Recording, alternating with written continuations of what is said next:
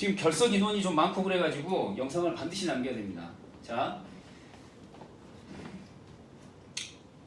서술로 밑줄 그어볼게요. 자, 기대 밑줄. 자, 그리고 붙들고 밑줄 딱 그어볼게요.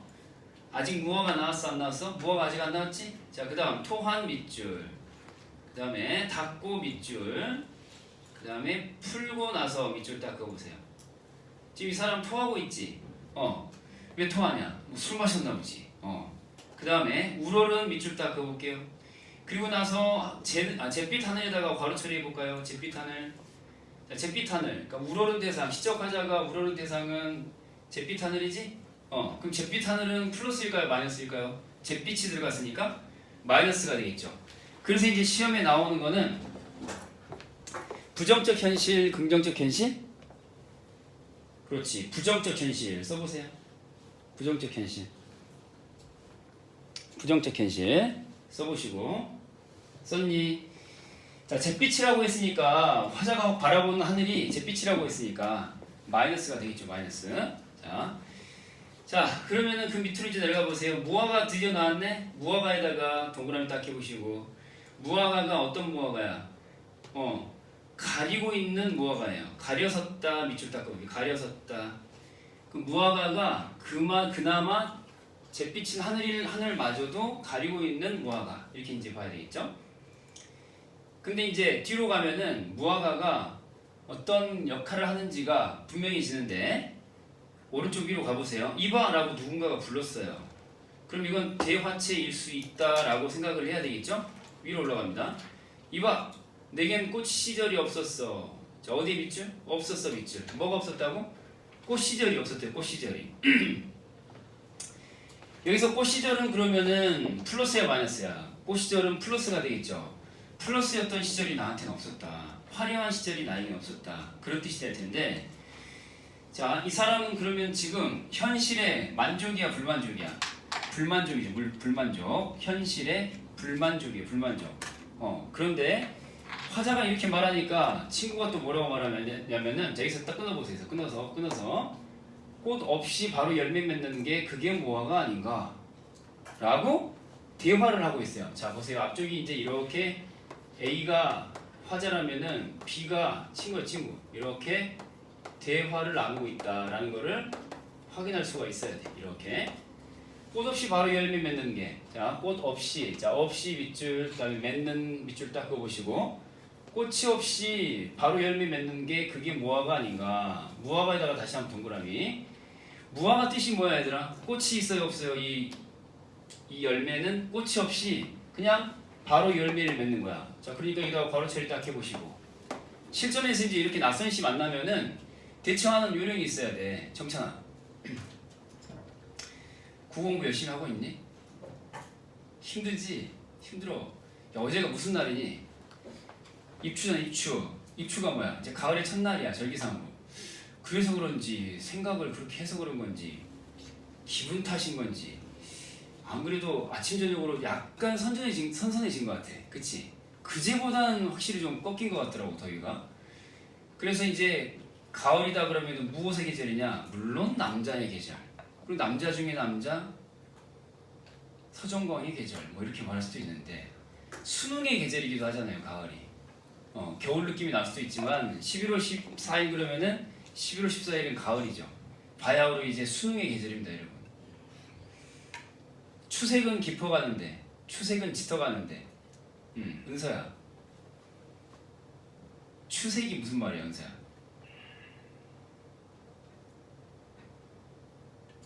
고3 국어과에 나왔던 시어야. 추색.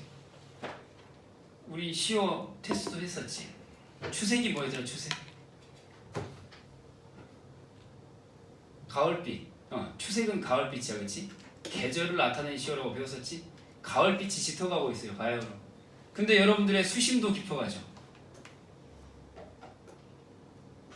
수능일이 이제 100일 안쪽으로 떨어졌거든요. 수능이 100일 안쪽으로 떨어졌어요, 여러분. 근데 이제 반대로 생각해보면은 내일 당장 수능 시험 보러 가라고 하면 여러분들한테는 어떤 느낌이 들어요? 재앙이죠, 재앙. 폭망할 테니까. 내일 시험 본다. 그러면 재앙이야, 재앙. 그러면 9월 4일 수요일이 평가원 시험일이잖아. 부평, 그치? 그럼 9월 4일에 수능 본다고 생각해봐. 그에 못지않은 재앙이죠. 그렇잖아. 어? 이제 4주도 안 남았어. 그게 수능이라고 생각하면 재앙이지. 근데 수능이 그래도 90일 이상 남았다는 걸 생각해보면 이런 맥락에서 보면 다행인 거죠. 어찌 해볼 시간적 여유가 아직 있는 거야. 수빈 알겠지? 끝난 게 아니야. 한 달 뒤에 수능이 아니야. 어? 다행이야. 석 달 뒤야. 석주야 알겠지? 석 달 뒤. 석주야. 석 달 뒤의 주인공 석주야. 수능의 주인공은 너야 너. 어? 근데 지금 여러분들 공부하는 걸 보면은 아까도 있잖아. 내가 질문했지. 설학부 질문하니까 이게 분명히 이틀 전에 공부한 건데 막 기억이 잘 안 나잖아. 왜 그래? 복습을 잘 안 하니까 그래. 국어 공부를 왜 이렇게 안 하는지 모르겠어 우리. 어? 영어는 또 엄청 열심히 해요. 이렇게 말하는 친구가 있어. 선생님, 국어는 우리말이니까 적당히 어떻게 되잖아요. 영어는 우리말이 아니잖아요. 근데 그 적당히 할 수 있다는 게 너만 적당히 할 수 있는 게 아니라 전국에 55만 명이 다 적당히 할 수 있어. 그게 문제야. 어? 그러니까 적당히 하면 안 되는 게 국어야. 국어를 너무 안 해 보면은 영어하고 비교했을 때 야, 영어는 절대평가냐 상대평가냐? 절대평가야. 너만 잘하면 돼. 응? 경쟁자들이 문제가 안 돼. 근데 국어는 상대평가잖아. 적당히 하는 55만 명이 있어. 그 적당히 한다는 게 몇 등급이야? 5등급이야. 국어를 해야겠니 말아야겠니? 해야지. 국어 성적 안 나오면 대학을 못 가. 대학을 못 간다니까. 그 정시에서 반영 비율을 봐. 국어 못하면은 답이 없어. 응? 그리고 또 생각해봐. 니네가 수능 국어의 경쟁자를 뭐 아베쯤으로 생각하면 안 돼. 니네 수능 국어의 경쟁자가 아베냐 아베? 일본 사람이랑 시험 보냐? 그럼 네가 1등급이지. 근데 아베랑 시험 보는 게 아니잖아. 어? 아베든 나베든 어? 걔네들이랑 시험 보는 거 아니라고. 그럼 어떻게 쩡걸런들이랑 시험 보냐? 내 눈지 아니? 짱친이랑 시험 보냐? 어? 적당히 해가지고 안 돼. 다들 너 이상은 해. 너보다 매우 잘하는 애들이 너무 많아. 그러니까 국어를 해야 돼 지금. 국어를. 어? 수능이 이제 90일 이상 남았다니까 안도가 되잖아. 뭐 때문에 희망이 생기는 거야? 국어 때문에 희망이 생기는 거야. 수능 학습의 중심이 국어가 돼야 돼. 열심히 하세요. 알겠죠?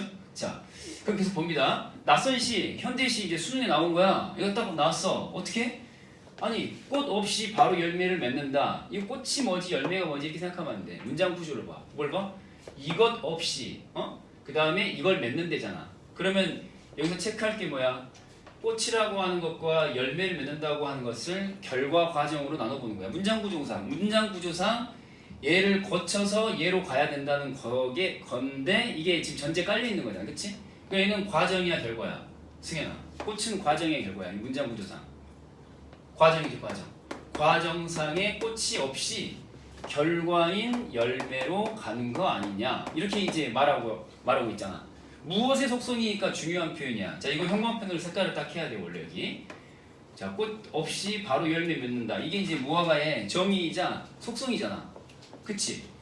그러니까 꽃이 없이 바로 열매를 맺는다는 거는 과정상의, 자, 속성을 얘기해 보면은 꽃이니까 아름다움이지, 그치? 아름다움. 꽃 자체는 아름다운 속성을 가지고 있지? 그 꽃에 대한 인간들의 기본적인 반응이 뭐야? 즐거움이야? 고통이야? 즐거움이죠. 아름다움이나 즐거움이 생략된 채로 그런 과정 없이 곧바로 결과로 간다 이거 아니냐 이거거든요. 그럼 여기서 말하려는 게 뭐야? 과정상의 아름다움이나 즐거움이 있었으면 좋겠다라는 얘기잖아. 그치? 근데 그런 게 없단 말이에요. 그냥 바로 결과로 가는 거다. 하고 싶은 얘기가 뭘까요? 하고 싶은 얘기가 뭐야? 친구가 지금 하소연하는 게 어떤 뜻이었어? 내겐 꽃 시절이 있었어 없었어? 꽃 시절이 없었어 라고 하니까 그래. 근데 내 얘기 들어봐. 너한테 꽃 시절이 없었다고 해서 결실이 없으리라는 건 아니야. 네가 꽃 시절이 없었지, 그 인정해. 근데 꽃이 없이 바로 열매로 가는 무화과 같은 존재도 있는 거야 라는 거죠. 그래서 이제 무화과라고 하는 건 플러스야 마이너스야? 확실하게 나오지. 플러스죠. 그러니까 써볼게. 과정상의 아름다움이나 즐거움이 없다는 거니까 고통만 겪는다. 거꾸로 고통만 있다 이렇게 말해도 되겠지, 그치? 뭐 무료함이나 권태감 이런 것도 물론 있을 수는 있지만 조금 분명하게 선명하게 얘기하자면 과정상의 고통 앞에서 고통에 대해서 과정상의 고통에 대해서 너무 과정상 고통에 대해서 너무 신경 쓰지 말아라. 이런 뜻이 되겠죠. 과정상의 고통이라고 하는 것에서 너무 신경 쓰지 말고 다시 말해서 희망을 가지라는 거야, 절망하라는 거야. 간단히 얘기하면 이거지. 시어를 이해를 할 때, 이 19를 이해할 때 이 문장의 의미는 뭐야? 희망을 가지라는 거야, 절망하라는 얘기야. 희망을 가져라 이런 얘기지. 과정상 괴로운 건 열매 맺기 위한 불가피한 과정인 건데 반드시 열매가 너에게 주어질 것이다 이런 뜻이잖아요. 희망을 주는 말이에요. 알겠죠? 그러면은 아까 하늘을 가리고 있던 무화과라고 하는 게 어떤 속성을 가지고 있는 거야? 화자로 하여금 벗의 말을 빌어서 화자로 하여금 뭘 얻도록 하는 거야? 아, 내가 과정상 괴로움을 겪고 있는 게 다 죽어가는 과정이 아니라 내가 사는 길이고 결실을 맺는 과정이었구나 라고 이해하도록 깨닫도록 하는 도구가 될 수 있잖아요. 매개체 써볼게. 깨달음의 매개체 이렇게 말할 수 있겠어요? 없겠어요? 있겠죠. 깨달음의 매개체. 그러면서 이 시의 주제가 바로 뭐가 되는 거야? 아, 얘는 성찬에 관한 시가 되겠구나 라고 얘기할 수 있겠죠. 자, 이 시는 시적 상황 자체가 플러스야 마이너스야? 잿빛 하늘 마이너스야. 그러니까 즐거움이 커? 고통이 커? 고통이 커. 지금 현실의 과정상의 고통이 화자를 주저앉게 만들기 직전이란 말이야. 체념. 근데 그걸 뒤집어서 희망을 주고 있는 친구의 메시지. 그게 무화과의 이미지로 다가오고 있는 거야. 자연물의 이미지가 나로 하여금 희망을 갖도록 해주는 거야. 알겠지? 자, 그러면 계속해서 친구는 손 뽑아 등 다스려주면서 자, 뽑아서 밑줄 다스려주면 밑줄. 자, 다스려주는 주체가 누구예요? 화자야 친구야? 친구지? 희선아. 친구가 나를 다스려준대. 그러면 친구의 이 다스려준다라고 하는 이 식구의 의미는 뭐야? 나에게 위로를 해준다, 위안을 준다, 뭐 이런 뜻으로 이해하면 되겠죠? 자, 이것 봐. 대화체라고 말할 수 있겠니 없겠니? 이것 봐. 대화체라고 말할 수 있겠죠. 서로 지금 이야기를 주고받고 있는 거야. 대화체. 열매 속에서 솟구피는 게, 자, 형광펜으로 색깔 여기 딱 해볼게. 두 군데야. 무화과의 속성에 관련된 거 두 가지 나왔지, 두 가지. 첫 번째는 꽃 없이 바로 열매를 맺는 것이다. 그 다음 두 번째로 열매 속에서 속꽃이 피는 게 또 무화과야. 그러니까 아까는 뭐라 그랬어? 꽃 안 피는 거 맞지. 네가 즐겁지 못한 건 맞아. 현실이야. 근데 또 한 번 더 생각해보면 어때요? 근데 또 한 번 생각해보면은 다시 생각해보면은 꽃이 피지 않은 것도 아니야. 속꽃이 피어있어. 속으로만 피어있다. 알겠죠? 자, 써볼게. 그러면 이건 외부로 드러난 거야? 아니 내부에 감춰진 거야? 내부에 감춰진 방식으로 꽃은 이미 피어있다라고 하는 거거든요.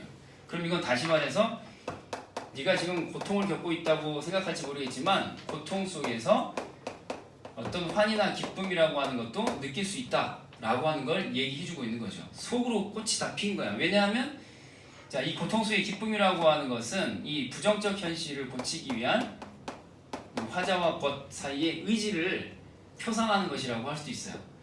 그러니까 이제 이 작품은 보기 속에서도 확인이 되지만은 이제 독재치하에서 그 암울한 현실 안에서 쓰여진 시이기 때문에 보기가 주어진다면 이렇게까지도 이제 이해할 수도 있어요. 자, 적들과 싸워가지고 부정적인 그 불의한 세력, 독재 세력과 싸워서 그 과정상에서 내가 내 쪽으로 옳다, 정의롭다라고 하는 믿음 자체가 나의 내면 속의 꽃이라고도 비유할 수 있는 거거든요. 알겠죠? 그렇게도 할 수 있어. 보기를 이제 참고하자면. 자, 밑으로 내려갑니다. 다시. 그게 무화과 아닌가? 라고 하면서 친구가 이렇게 말해주고 있어요. 자, 그러면 이게 봐봐. 이렇게 괄호를 다시 한번 묶어주면은 위에 있는 두 행하고 비교해보면은 문장 구조가 비슷하지. 자, 그래서 유사한 통사 구조의 반복 말할 수 있겠니 없겠니? 있겠지. 유사한 통사 구조의 반복. 자, 이건 말할 수 있겠고 and 이 한 행만 떼놓고 보면 그게 무화가 아닌가? 한 행만 떼놓고 보면은 동일 시행의 반복도 되겠니 안 되겠니? 동일한 한 줄짜리의 시행의 반복 맞아요 틀려요? 맞죠? 이렇게도 볼 수 있고 그렇게 해서 이제 무화과가 주는 어떤 깨달음 어떤 그런 내용들을 다시 한번 강조하고 있다. 주제의식의 강조 주제의식의 강조 뭐 이렇게 말할 수 있겠죠. 자 밑으로 내려가봐. 일어나 둘이서 검은 개굴창가 따라서 비틀거리며 걷는다 그랬지? 자 걷는다에다가 또 한번 밑줄 닦아보세요. 비틀거리며 밑줄 걷는다 밑줄 비틀거리며 밑줄 걷는다 밑줄 해볼게. 석주야 그러면 비틀거리며 걷는다는 거는 자 뭐가 아니라 비틀거리며 걷는 거야? 똑바로 걷지 못하고 비틀거리며 걷는다는 거잖아. 맞지? 똑바로 걷지 못하고. 그럼 똑바로 걷지 못하고 비틀거리며 걷는다라고 하는 거는 이 부정적 현실 속에서 살아가는 화자와 벗의 자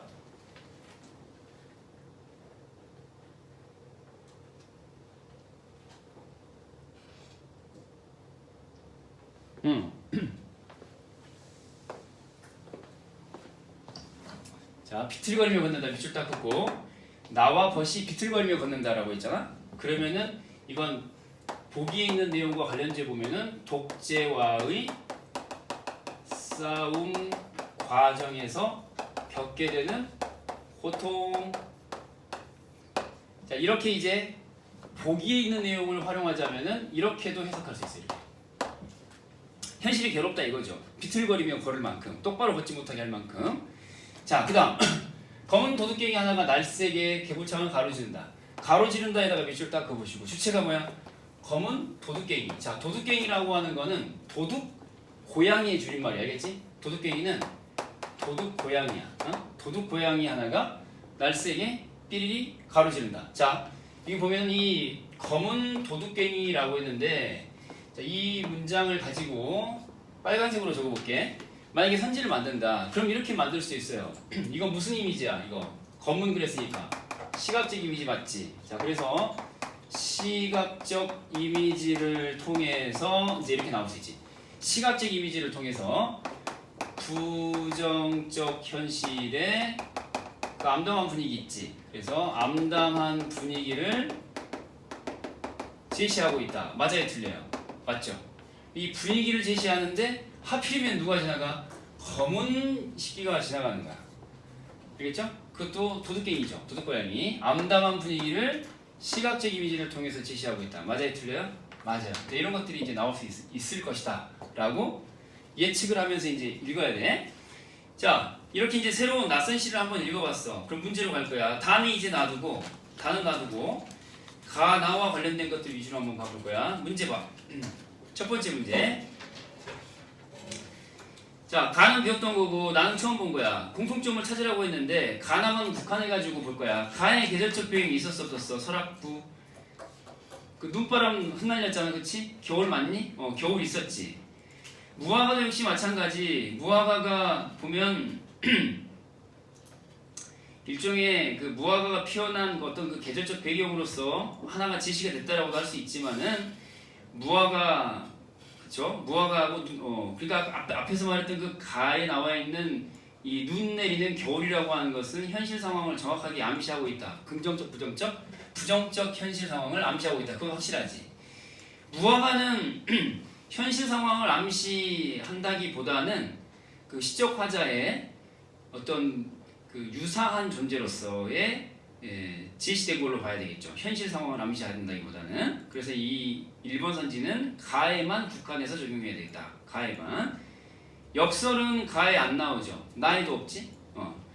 3번 대상에 감정을 이입한데 감정을 이입한다라고 했는데 가에 감정 이입하는 거 나와 안 나와? 안 나와요. 의인법은 있는데 감정을 이입하는 건 안 나와요. 자 4번 갑니다. 자연물을 소재로 활용했다. 자연물. 자 나의 무화가 나오지? 가의 설악 자체, 제목 자체가 자연물이잖아. 그치? 그리고 또 보면은 나중에 무덤을 만들게 되면 그 주변으로 오게 될 것들도 전부 이렇게 있었고요. 하여튼 근데 이제 설악 자체가 여기서 말하는 시의 주제를 드러내는 자연물로서의 소재가 되겠죠. 4번이 가장 적절할 건데 5번 봐봐. 직설적인 표현으로 현실에 대한 인식을 보여주고 있다라고 했는데 가는 직설적이라고 그랬어요? 아니면 우회적이라고 그랬어요? 우회적이죠. 어떤 표현이 있었더라? 가에서 서랍부에서 부정적인 현실 인식을 우회적으로 드러낸 표현 찾아라. 그러면 뭘 찾아야 돼? 아우성치는 수많은 인간들이 있었잖아. 아우성치는 사람들이 아우성치며 살아갈 수밖에 없는 부정적 현실이 제시되어 있는 거 있었잖아. 그치? 아우성치는. 그런데 이제 이건 직설적인 게 아니라 뭐야? 우회적인 거지. 그래서 고쳐볼게. 자, 가 우회적인 표현을 통해서 현실에 대한 인식을 보여주고 있는 거고요. 그 다음에 이제 예를 들면은 아까 말했던 그 아우성치는 이랄지, 그 다음에 또 뭐야? 그 비유적 표현으로 눈 내리는 눈바람, 흙날리는 뭐 이런 거, 이런 게 우회적으로 현실에 대한 인식을 보여주는 표현들이라고 봐야 되겠죠. 나도 그러면 어떨까요? 나도 직설적으로 현실에 대한 인식을 말해주진 않죠. 그 무화과의 어떤 그 생명체로서의 어떤 그 자라나는 과정 자체에 대해서 돌려 말하고 있는 거잖아, 그렇지? 자연물의 생장 과정을 빗대어서 표현한 거잖아, 그렇지? 그러니까 이거는 해당 사항이 없겠죠. 자, 다음 문제로 넘어가 보도록 하겠습니다. 다음 문제 넘겨서 다음 페이지 넘겨. 이제 86번이야. 가에 대한 설명입니다. 86번.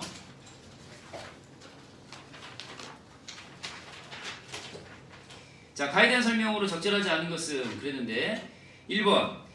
자, 동일한 시어를 반복했대요. 맞아요, 틀려요? 맞죠? 어떤 시어가 반복되고 있는데 뭐 그립다, 마지막에 그립다 나오지. 또 그 마지막 부분에 그립다로 끝나고 앞부분이 또 뭐라고 나왔어? 꽃동산 이렇게 나왔지? 그럼 다 지향하는 대상들에 대한 그립다라는 태도가 드러나 있잖아. 그치? 그래서 화자의 소망 강조, 맞아요, 틀려요? 맞죠? 화자의 소망 강조. 자, 그 다음에 2번 산문적인 진술 그랬는데 보면은 보통의 그 문장들의 형태로 쭉 나와 있잖아요, 그죠? 그래서 예를 들어서 뭐 압축적으로 이렇게 지시했다기보다는 풀어 말하는 산문적인 진술 맞을 수 있겠죠. 3번. 자, 화자가 지향하는 세계는 자연 친화적이다. 자연 친화적 색깔 딱 해봐. 자연 친화적이다. 맞아요, 틀려요? 맞죠? 왜요? 내가 죽고 난 무덤에 뭐가 찾아와? 자연물들이 찾아오기를 바라는 게 나와 있잖아요. 그죠?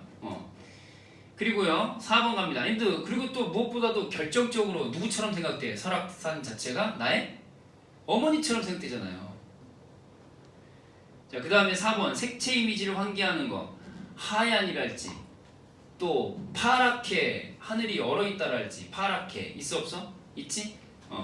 5번 소멸하는 존재에 대해서 그랬는데 이 작품에서 소멸한다라고 하는 것은 있어요 없어요? 없죠. 인간도 영원하고 소멸하지 않고 족속, 민족도 소멸하지 않고 심지어 나도 태양이 뜨고 태양이 뜬 날 내 무덤에서 내가 부활할 거다 그랬잖아. 나도 심지어 소멸하지 않아요. 알겠죠? 이 작품에서 그러면은 그 조국 광복을 상징하는 시어를 찾아라. 그럼 뭐라고 해야 돼? 태양. 자, 그래서 소멸하는 존재에 대한 인식 아니고요. 고립된 자의 외로움은 더더욱 아니죠. 자연 속에서 꽃동산을 노래하고 뭐 춤추고 그렇게 살 거라고 했잖아요. 그래서 X입니다. 외로움 해당 사항 없죠. 자, 87번 갑니다. 나의 시인데요. 보기를 봐보세요. 보니까 군부, 독재, 치하라는 거 나왔죠, 그렇죠? 그때 민주주의를 열망하면서 싸웠던 이 화자를 비롯한 벗에 대한 이야기다. 이런 얘기 나와 있어요, 그죠? 그래서 이렇게 이제 보시면은 독재 치하의 민주주의 운동 이렇게 이제 생각하면 되겠네요. 자, 1번 갑니다. 잿빛 하늘과 검은 계곡 창가는 암울한 현실. 맞아요, 틀려요? 맞죠? 잿빛, 그 다음에 검은 이런 거 전부 다 부정적 현실을 나타내는 거죠. 자, 무화과 한 그루는 빛난 시절 없이 암울한 현실을 살아가야 하는 시인의 모습을 상징한다. 이렇게도 볼 수 있겠죠. 그쵸?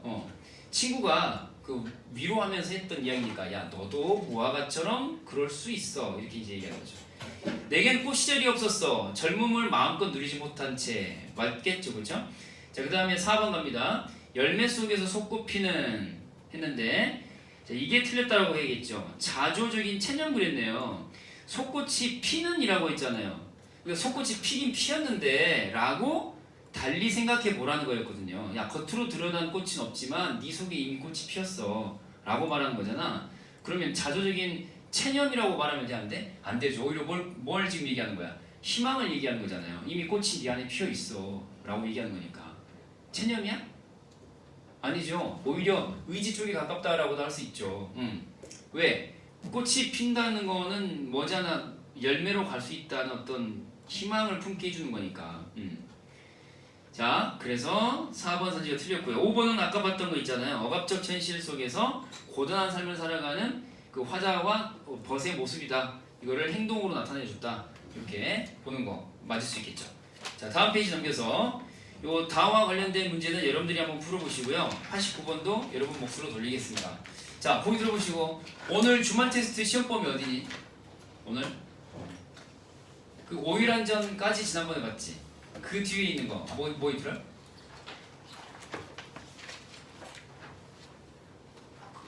태형 봤지? 태형 있었고 그 다음에 또 뭐 있었니?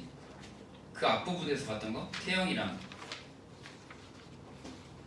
하여튼 뭐 배운 데까지 보는 거야. 이대봉전 우리 했었지? 이대봉전 앞까지 하면 될 것 같은데 이대봉전 앞까지 저쪽반 수업이 아직 안 들어가서 이대봉전 앞까지라고 생각하면 될 것 같아. 이대봉전 앞까지 지금까지 배웠던 거 고상국어과, 태형 그 다음에 후송 그렇지 후송 그 다음에 하나 더 있었던 것 같은데 4개 혹은 5개 하여튼 될 거야.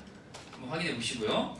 자, 그럼 오늘 새롭게 배워야 될 작품 남은 시간 최대한 한번 맞춰보도록 합시다. 작품 분석 위주로 가볼게요. 하류 가겠습니다. 하류 교재 132페이지 132페이지 자, 하류 있는데요. 아까 설악부 같은 경우도 그죠? 설악부 같은 경우도 화자가 친근감을 여기는 화자라는 인간과 이렇게 유사한 관계에 있는 자연물이었다면 하류 같은 경우는 역시 마찬가지로 제목을 이렇게 하류의 나무로 고쳤을 때 실질적으로 나무에 대한 이야기예요. 나무에 대한 이야기. 하류에 있었던 나무에 대한 이야기. 나무. 그래서 이 하류에 있었던 나무 같은 경우는 되게 화자가 애정을 갖고 있는 대상이고 관심을 가진 대상이고 그래서 친근한 대상으로 여기고 있는 자연물로 나옵니다. 그래서 뭐 대비를 이룬다거나 상반된다거나 극복의 대상이라거나 뭐 이렇게 나오면 돼요? 안 돼요? 안 돼요. 알겠죠? 자, 계속해서 이제 첫 행 보도록 하겠습니다. 거기 나무가 있었네 했죠. 이거 마치 뭐가 떠오르냐면은 김남조 시인의 설일 눈 내리는 날 설일 로 유명한 김남조 시인의 겨울바다라는 시가 딱 떠올라요. 겨울바다가 바로 이런 말투로 돼 있죠. 이런 말투 고백하는 말투. 그래서 보세요. 고백투 뭐뭐 하였네 뭐뭐 있었네 네로 끝나는 거 있죠. 종결음이 네로 끝나는 거 고백투로 쓰고 있어요. 자, 거기 나무가 있었네. 자, 옷에다가 다시 한번 동그라미 딱 해보고 옷에다가 동그라미 해보고 이건 과거에 대한 이야기를 하는 거잖아요. 그래서 회상이라는 말 어울려요? 안 어울려요? 어울리죠. 회상이라는 말 어울릴 수 있겠지. 자, 거기 나무가 있었네. 노을 속엔 언제나 기러기가 살았네 라고 나와있죠. 기러기가 살았네. 자, 그래서 나무 동그라미 해보고 괄호 처리해볼 거야. 거기에다가 거기가 어딜까? 헷갈리면 제목 보라 그랬지. 모르겠으면 제목을 봐. 거기가 어디야? 하류겠죠. 하류. 거기 어디야? 하류야. 하류가 무슨 말이야? 상류 반대 하류. 물길에서 아랫부분. 알겠지? 그 하류 거기에 나무가 있었다 이거야. 그래서 형광펜으로 색깔할 거야. 나무 1번. 자, 하류는 하류인데 어떤 하류야? 나무가 있는 하류. 알겠지? 자, 색깔할 건 모두 몇 개? 10개. 이 시는 10개. 설악부 몇 개? 8개. 알겠지? 이 시는 10개만 기억하면 되는 거야. 자, 10개 가운데 1번 체크한 거야. 두 번째. 노을 속엔 언제나 기러기가 살았네. 살았네 밑줄 하시고 기러기 동그라미. 자, 그래서 색깔을 딱 해볼 거야. 기러기에 다시 한번 색깔하고 나무하고 연결해서 1번으로 기억할게. 자, 거기 하루에는 뭐가 있었어? 나무가 있었고 그 위로 날아가는 뭐가 있었어? 기러기가 있었어. 자, 밑으로 내려가서 붉은 노을이 금관악기 소리로 퍼지면 밑줄 딱 그어보시고 퍼지면. 자, 주체설 해볼게. 뭐가 퍼져? 승현아.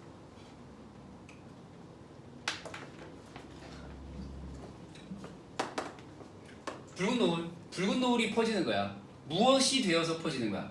금관악기 소리가 되어서 퍼지는 거야. 그러면은 붉은 노을이라고 하는 것은 붉은 시각의 청각이야. 시각. 자, 소리 시각의 청각이야. 청각. 그럼 이건 공감각이라고 말할 수 있어요, 없어요? 있죠. 그래서 공감각적 이미지를 쓰고 있다. 그러면 이건 시각의 청각화야, 청각의 시각화야? 승현아? 시각의 청각화겠죠. 눈에 보이는 붉은 노을이 이렇게, 사실 붉은 노을 이미지라고 하는 게 이렇게 약간 꾸불텅한 그 것들이 이렇게 아련하게 겹쳐 있는 모양이잖아. 그치? 이렇게 뿌옇게 이렇게, 그치? 그래서 약간 이렇게 리듬 타는 느낌, 곡선의 느낌이 있잖아. 그걸 마치 그 금관악기 소리의 음의 고조 느낌으로 이해하시면 될 것 같아. 약간 그런 느낌이야. 무슨 말인지 알겠지? 자, 수빈아, 그러면 여기 다음 줄에 서술은 뭐야? 세워두고 밑줄 그어야 되겠지? 뭘 세워둬? 거기 하류에다가 나무를 세워두고 집으로 돌아오곤 했었네. 자, 돌아오곤 했었네 밑줄 딱 그어보시고, 지금 계속해서 반복해서 나오는 게 뭐냐면 이 작품에서 종결음이 네가 16번이 나와요. 16번이. 네로 끝난 말이 16번 정도로 굉장히 많이 나오는데, 이게 이제 시험에 나온다면 이렇게 나올 수 있어요. 두 번째 반복되는 네에다가 이제 이렇게 화살표 해가지고 특정 종결어미의 반복, 맞아요 틀려요? 종결어미의 반복 맞죠? 종결어미의 반복. 자, 그다음에 아까 또 뭐라고 그랬지? 고백하는 투, 독백적 어조인데 고백하는 투, 요렇게. 자, 그리고 이제 계속 가볼게요. 거기 나무를 세워두고 집으로 돌아오곤 했었네. 이렇게. 야, 근데 이거 시험에 나올 만한 거. 야, 공감각적 이미지를 쓰면 자동으로 나올 수 있을 만한 게 있지. 구체적이야, 추상적이야? 구체적이지. 어? 감각을 썼잖아, 감각을. 감각을 썼다는 얘기는 그 읽는 사람이 자기 감각을 통해서 보다 자세하게 느낄 수 있게 한다는 거잖아. 그치? 그냥 노을 그러면은 무슨 노을? 이러잖아? 붉은 노을 그러면 눈앞에 펼치잖아. 구체적이 아니야. 구체적이죠. 그 다음에 뭐 살아있는 것 같다. 생동감. 맞아요, 틀려요? 생동감 맞죠? 어? 눈에 보이듯이 들리듯이 표현했으니까 살아 움직이는 것 같잖아. 그럼 여기서 또 하나. 어디에서 이게 울려 퍼졌냐면은 거기 어? 살았고 했던 거 거기에서 이렇게 붉은 노을이 펼쳐졌었거든. 그래서 이건 뭐야? 공간적 혹은 뭐 공간적 배경을 구체적으로 제시하고 있다. 맞아요, 틀려요? 맞죠? 공간적인 배경이 이런 식으로 공감각적 의미를 통해서 구체화되고 있다. 이런 말도 쓸 수 있겠지. 공간의 구체화. 한마디로 말하면. 또 아래 내려가 봅니다. 집으로 돌아오곤 했었네. 자, 쏟아져 내리는 은하수 하늘 아래. 아, 그 나무 위로 은하수가 쫙 펼쳐져 있었나봐. 창문을 열고 바라보았네. 이제 밤이야.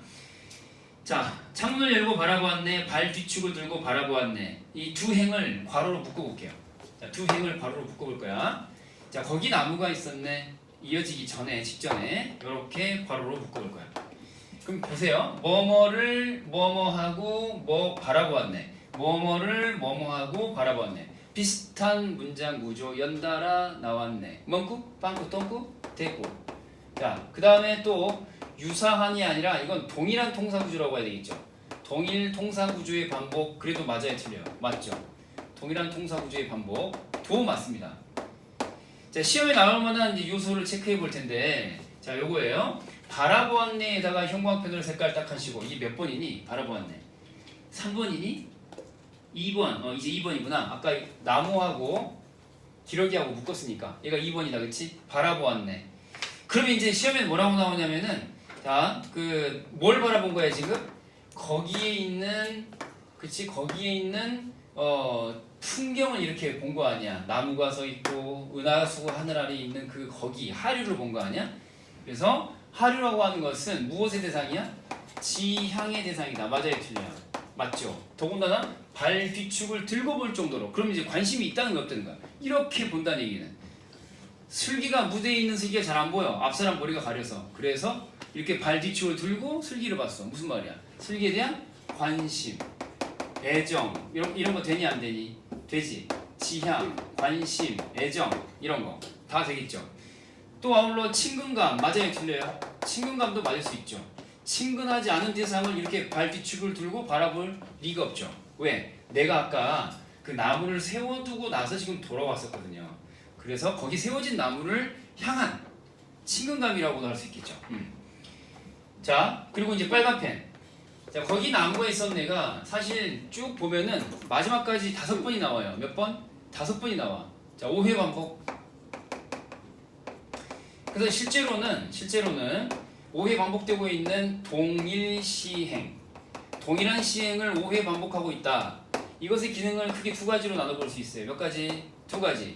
사실 의미 단위가 싹싹싹 구분된다는 거 확인할 수 있어. 마치 무엇처럼?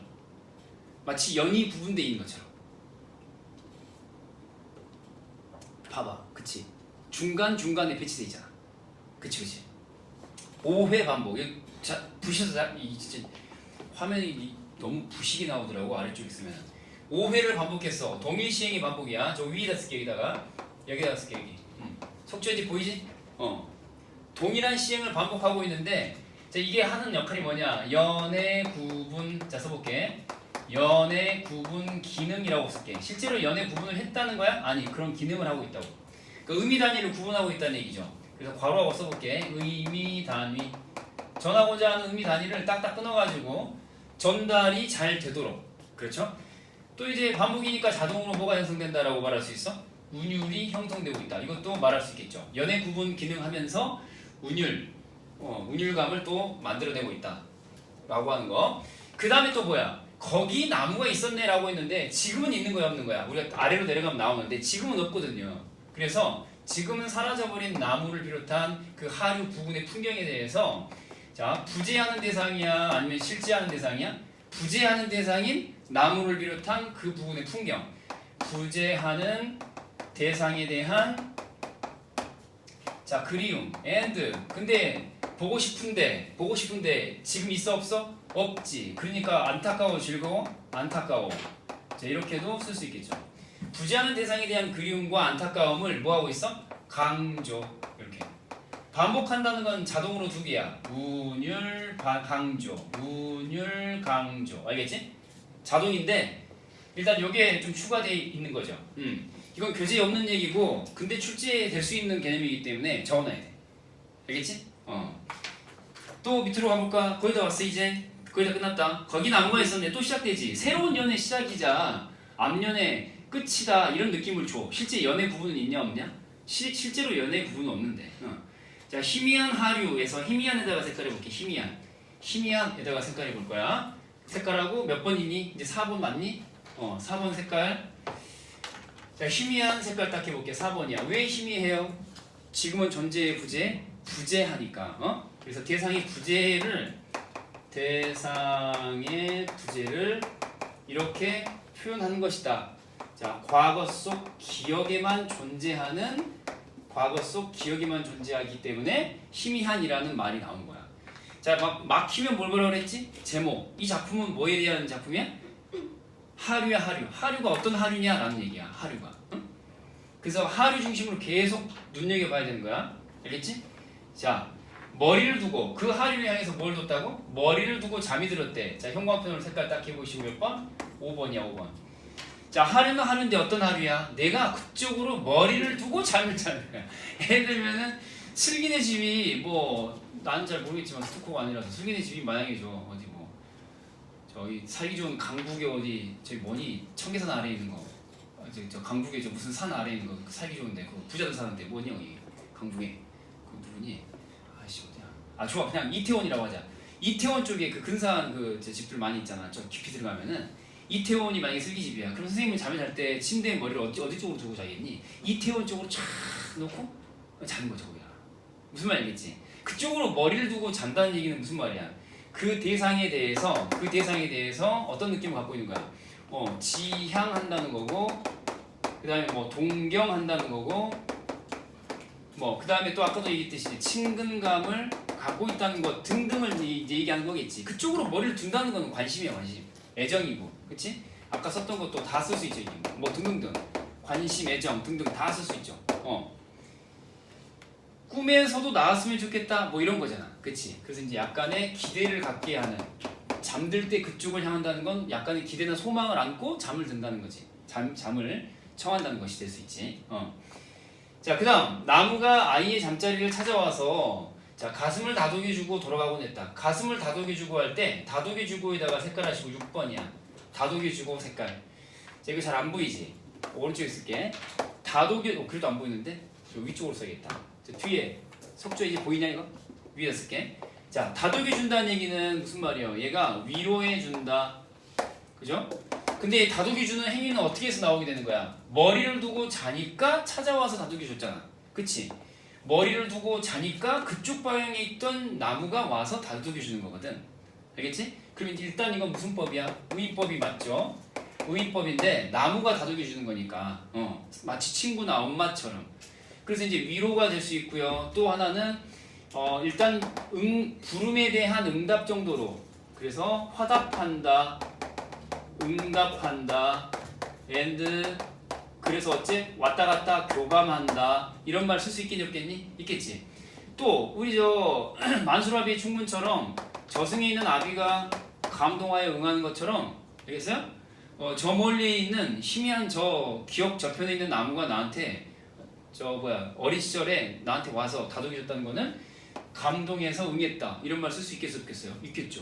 아휴, 저 어린 꼬맹이 새끼가 그냥 잘 때마다 내가 서 있는 이 하류 쪽으로 머리를 대고 자는구나. 아유 그래 내가 한번 찾아가 줄게. 이러면서 응해 준 거잖아. 그치? 감응이라는 말 쓸 수 있어 없어? 감동하여 응한다. 쓸 수 있겠지. 희선아 그치? 자 밑으로 내려갑니다. 다시 거기 나무가 있었네. 근데 진짜 이제 중요한 건 지금부터야. 흉마편을 색깔할 거야. 그늘 색깔 그늘. 몇 번이니 그늘? 7번. 자 핵심적인 시어들만 흉마편으로 색깔하고 마치도록 할게. 일단 7번 써보시고 그 다음에 밑으로 또 내려가서 모든 대답에다가 색깔 딱 해봐. 모든 대답 색깔 8번. 자 백사장부터 뜸부기까지 색깔 9번. 안 보이면 칠판 보시고 이제 마지막이야. 무너져 흩어져 버렸지만 색깔 10번. 맞니? 이 10번이냐 9번이냐? 약간 헷갈리네. 하나만 더 체크할게. 맨 밑으로 가서 자, 귀 기울이고 다가서 보내 색깔. 귀 기울이고 다가서 보내 색깔 한번 해보고 번호는 붙이지 마. 아까 있던 거랑 비슷한 거니까 까마득한까지만 색깔할게요. 대상이 부재하고 기억 속에만 있다는 걸 이렇게 표현한 건데 이런 정도의 색깔을 넣고 다음 시간에 그 중간에 그늘부터 다시 하도록 할게요. 그늘부터 다음 시간에 얘기해줘야 돼. 그늘부터. 자 고생했습니다. 희선아.